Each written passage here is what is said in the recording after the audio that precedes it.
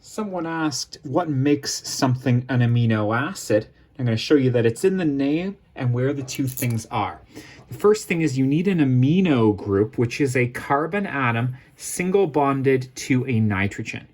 Now that nitrogen can be connected to hydrogens or other carbons, but it's the amine bond here that makes it an amino acid.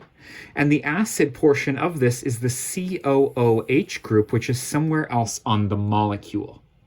Now what I've drawn here is the base structure for the 20 amino acids that are called proteinogenic, or like that make up proteins in humans.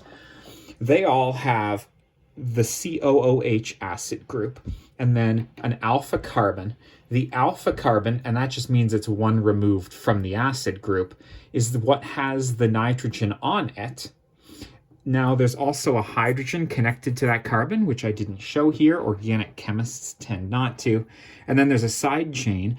Most of the amino acids that you are probably learning about only differ based on what this side chain is. But as long as there's an amino group somewhere in the molecule and a COOH group somewhere in the molecule, it's technically an amino acid. One example is gamma-aminobutyric acid, or as it's more properly called, 4-aminobutanoic acid.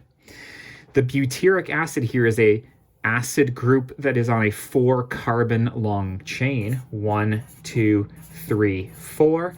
That's what makes it an acid.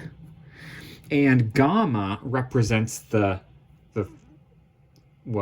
alpha carbon is one removed, and then it goes beta, and then gamma. So the amino group is on this carbon way over here, which is way further away than it is in, the 20 proteinogenic amino acids that you're probably learning about.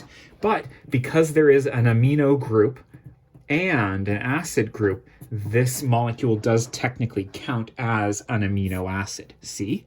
Amino and acid. It's got both of those, so it counts. You get it? Got it? Good. Hey, thanks for being with me, and best of luck.